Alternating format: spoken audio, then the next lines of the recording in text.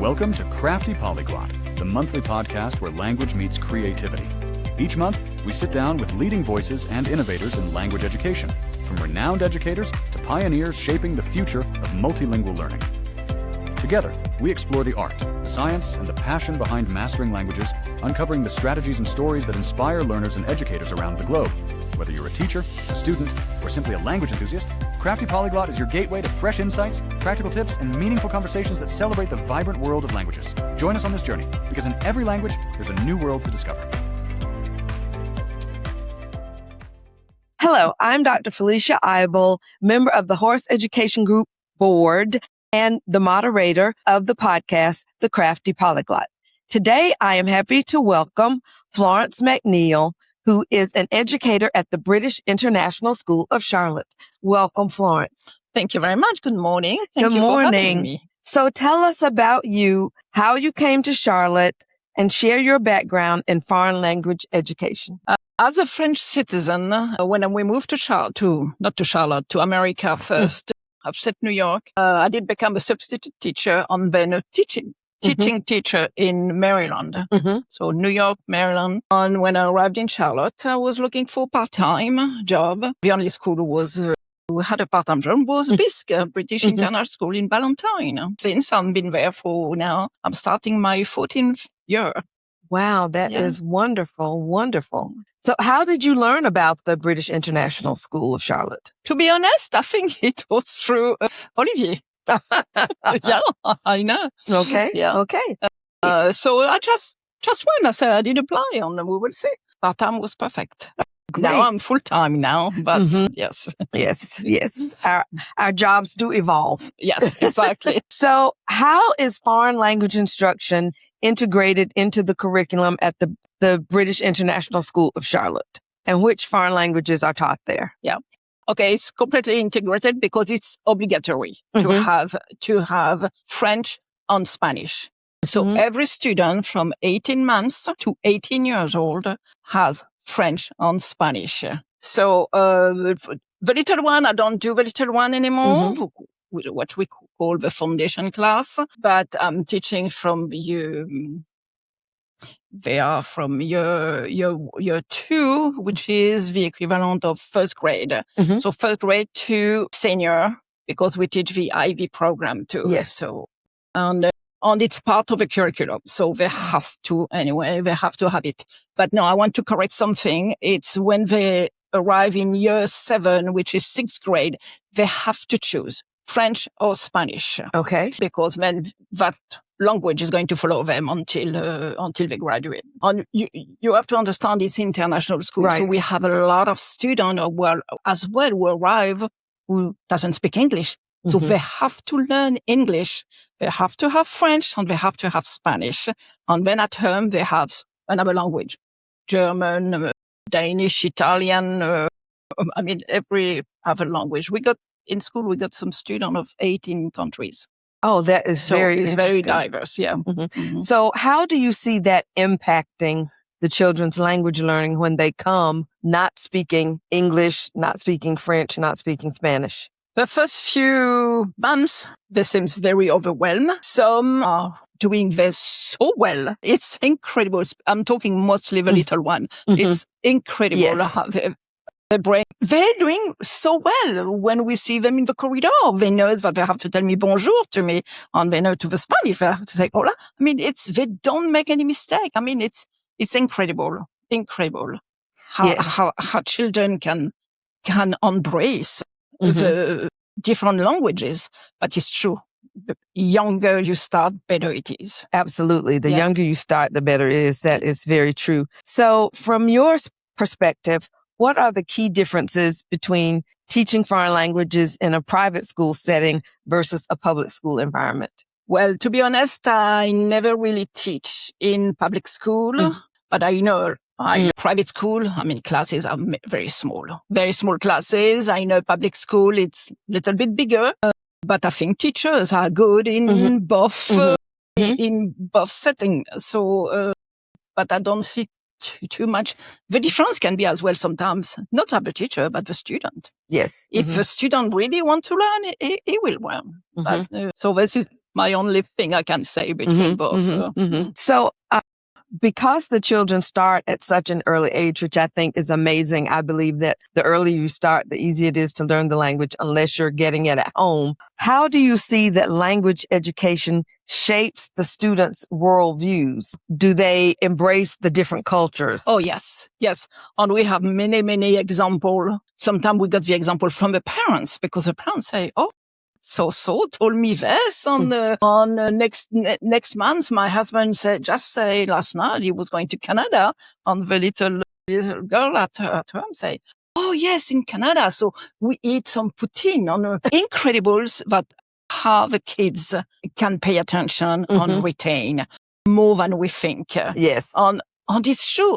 So this is the little one, but the big one as well. So sometimes they say, oh, you told us about the French patisserie. We went with my parents this weekend. It was so good. Okay.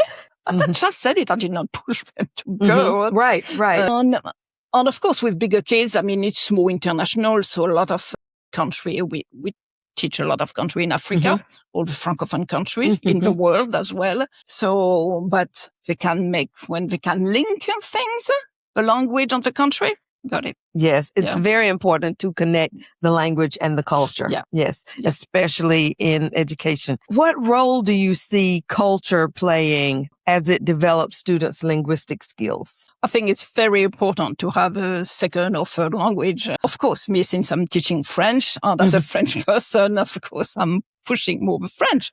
I mean, French is, it's a language we're speaking, especially in a big international company like the Red Cross, like the Olympic Game, Doctors Without Borders, all these companies are French.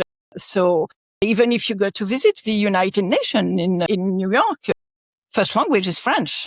And next to each room, it's in French. Underneath, it's in English. So I think French is we really need to continue to promote. And I think some students who really want to be maybe in the business, things like this, I think it's good for them. Wow, I didn't know that about the United Nations. That's very interesting. But when you consider the Francophone countries, that makes a lot of sense. Yeah. Yes, absolutely. That makes sense. So what resources or tools have you found to be valuable in your foreign language classroom? I mean, all the technology, of course, movie, video. We do some role play. Again, it depends which age as well. We do some role play. They love this, especially when we do the restaurant and the food. Yes. Restaurants and food. That's, yeah. We use some website, of course. We have some good websites, especially for the IB student, some good website where that website is used, especially for students. So this is very good for them. So there's so many tools we could use on song, to learn some song, to learn, to read a book. I mean, it's so many things. Yeah. And so, I just had a question that went out of my head, but, how are there other French teachers at the British International School of Charlotte? There's another French teacher who is doing the little class, 18 months, 2 years old, 3, 4, and 5 years old. Yeah. So what does your collaboration look like, or even with the Spanish teachers? Well, with a Spanish Spanish is the same. We have 2 Spanish teachers, 2 French teachers. The other Spanish teacher is doing the same class for the little one. So with the other Spanish teacher, we do the same. I mean, when they got French, the rest of the class have Spanish. So we do some collaboration, especially mostly for IB. For example, when they got test assessment, or if we decide to do them a surprise as cooking. So we do good collaboration. And I think the other 2 teachers do the same. Because they have a little curriculum, they have to flow with the little one. So no, we work well together. Yeah. So tell me again about IB and the foreign language component.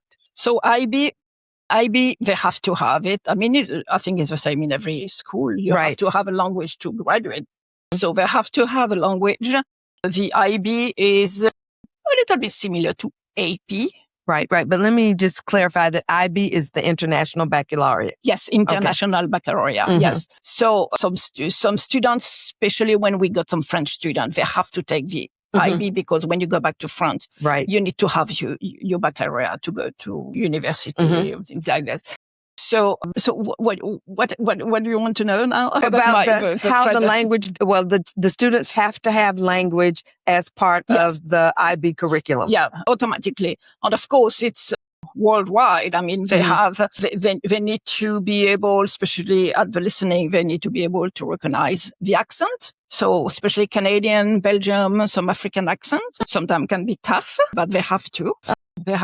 So that's why we train a lot. And sometimes in school, we got some parents and I ask them sometimes to come to talk to them because they always got me. Right. So it's nice sometimes to hear a Canadian who has a different accent or somebody from Senegal or Cameroon who has a different accent when they speak French. So they have to know this. And of course, it's worldwide. They have to know what's going on in Burundi or Ivory Coast or Algeria, Morocco, or French Polynesia, Belgium. So we cover all the Francophone country. And of course, they got the oral as well. If they are in the higher section, high level, they have to read a book. That book has to be written by a French author or a Francophone author. But it's not a translated book. It has to be. So very often this works well, especially when they like to read. And of course, they have the writing section, the reading section, reading comprehension. So they do the exam in May, and they got the result always the first week in July. So far so good. Since we got IB in school, it's been now 8 years.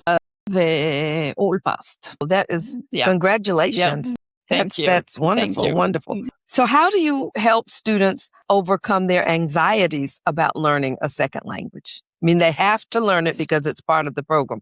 Honestly, we never really went through. It's part of a curriculum. They know that they have to take it. And it's rare that they say, okay, don't worry. Everyone, if you make a mistake, everyone make a mistake. Don't be afraid. And we have small class. So you see, that helps. This help a lot. And it's true. If you see one who is not ready, I say, come on. Yes, you can do it. Say it. Nobody is going to judge. I mean, I do mistake myself. I mean, and we learn by mistake.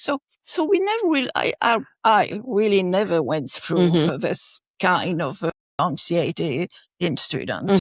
But like I said, very easy because we are a small school. I mean, sometimes a little tap on the back. I say, okay, you can do it. I mean, let's help them too. And do most students remain from, I'm going to just say pre-K through graduation? No, because since we got a lot of expatriates, so sometimes the parents are here for maybe it's a contract of 2 or 3 years. Sometimes they leave, they have to go to another country. So we had some what we call lifer, but not much. And very often it's some American who live in Charlotte. But as international student or foreign student, very rare. Very rare because yes, they have to. Yes, they do have to. They move around. Right, yeah. right. So, other than the IB assessments, what else do you use to measure student success in the foreign language? When I can see they are so happy to speak in French with me and to tell me so many things in French, and you see as well, we need to have a good relation, student teacher. You want the student to remind you even later, even if he doesn't remember the vocabulary, but at least he will remember the teacher. So the good relation as well help a lot. And me, when they talk to me about something, and even when the parents tell me, I mean, I had last year, a family, they went to Paris in September last year. She said, I just could not believe he was telling me, Madame McNeal told us this. Yes, I know this because, so, okay. So this makes me happy. Right. The students pick it up and they love to know more than their parents do. Exactly. Yeah, no, that's true. So, I mean, when they really enjoy, they read a book. Oh, by the way, in English, we read this book, but there's French word inside. I said, what's wonderful. Great. Genre déjà vu. It's all this word used. So, this, I think, I'm happy. I think, okay, I did accomplish something for them, and I feel good, and they feel good. Absolutely. It is always a good feeling when you see that light bulb go off in the students' heads, that they are comprehending, that they are speaking with you in that native language or in that foreign language, and that they are enjoying it. Yeah, I know. Yeah, no, that's true. That's true. Yeah. That is important. So what advice would you give to parents first who are considering the British International School of Charlotte or any language program for their child? The advice to the parents, yes, to encourage them, to don't pressure them. If you pressure them, this is when it does not work. Right. Just encourage and say, oh, that's good. And just ask them, so what did you do? What did you do in French today? What did you do? I mean, this is a big thing, but no pressure. This is the number one. Just encourage to maybe this weekend we can watch a movie together. Let's put it in French. Even if the parents doesn't understand French, it doesn't matter. But I think the child will be very happy.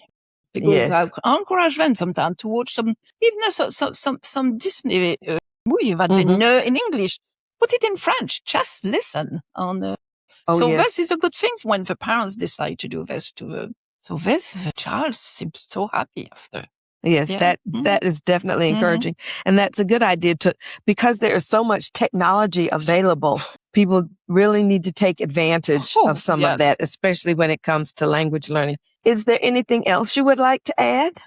Well, no, I didn't think, but I mean, I'm very happy where I work. The British International School of Charlotte is a very, very good place. It's a small school, like I said, small school, but everyone know everyone. Every student know the name of every student. So this is really like a big family. Big family, yeah. So, if you have any question, you can always ask me about the British International School of Charlotte. All right. Well, thank you very much for joining us today. Thank you so much for having me. Thank you.